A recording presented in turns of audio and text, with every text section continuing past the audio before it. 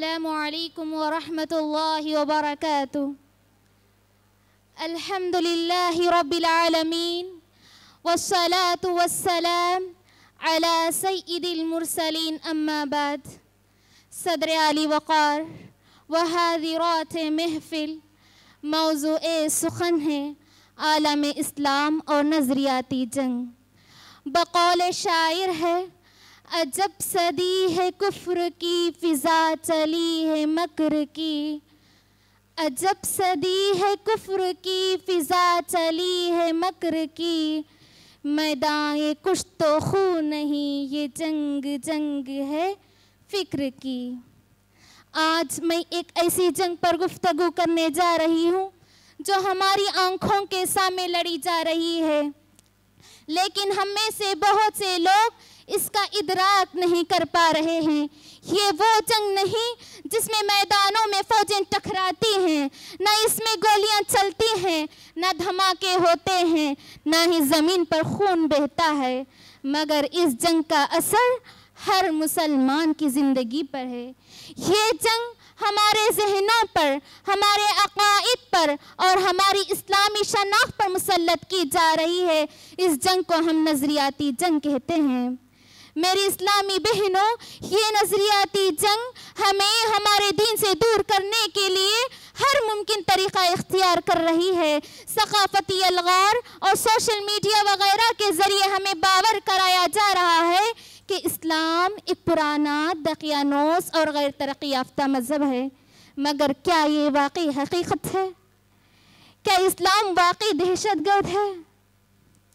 میری اسلامی بہنوں، یہ جنگ اس وقت بھی شروع ہوئی تھی جب اسلام نے پہلی بار دنیا میں اپنے قدم کو رکھا تھا.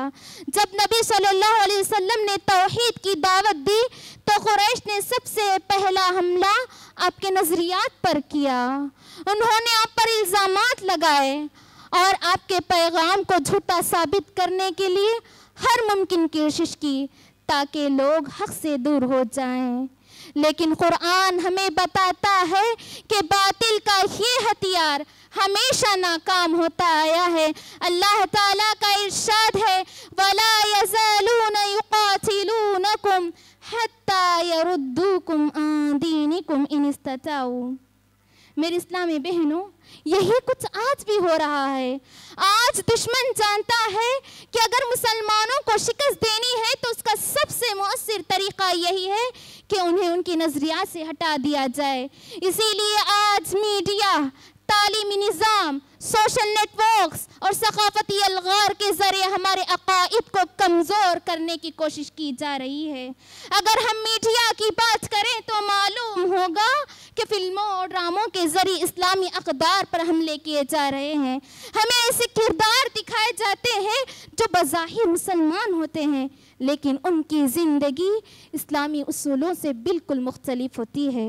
انہیں آزادی، ترقی اور جدت پسندی کا نمائندہ بنا کر پیش کیا جاتا ہے، جبکہ دین پر عمل کرنے والے لوگوں کو قدامت پسند، انتہا پسند یا دقیانوس ظاہر کیا جاتا ہے.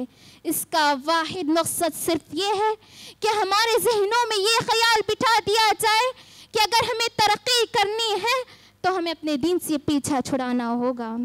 میرے اسلامی بہنوں، یہ جنگ آج ہمارے تعلیمی نظام میں بھی لڑی جا رہی ہے. اسلامی تاریخ و سیرت کو یا تو نصاب سے نکال دیا گیا ہے یا اسے اس طرح توڑ مروڑ کر پیش کیا جا رہا ہے کہ نوجوان نسل اپنے اسلاف کے کارناموں پر فخر کرنے کے بجائے آج انہیں شک کی نظر سے دیکھنے لگے ہیں.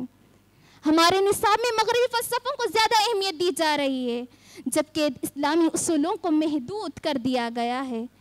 یہ سب کچھ ایک سازش کے تحت ہو رہا ہے تاکہ مسلمان اپنی اسلامی تاریخ و سیرت سے ناواقف ہو جائیں اور اپنی تہذیب کو بھول جائیں.